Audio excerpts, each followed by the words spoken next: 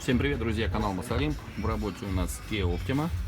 Автомобиль приехал к нам сделать шумоизоляцию задней полки. Полку мы разобрали. Под полкой сплошной голый металл. Стоит сабвуфер. Полка громыхает. Металл вибрирует и сам пластик полки. Сейчас подготовим поверхность. И приступаем клеить первый слой вибропласта. Создаем каркас жесткости. Итак, закончили клеить шумоизоляцию полки на автомобиле Kia Optima. Видите, на металл нанесли мы вибропласт, максимально все заклеили и прокатали валиком. И на саму полку нанесли уже шумопоглотитель.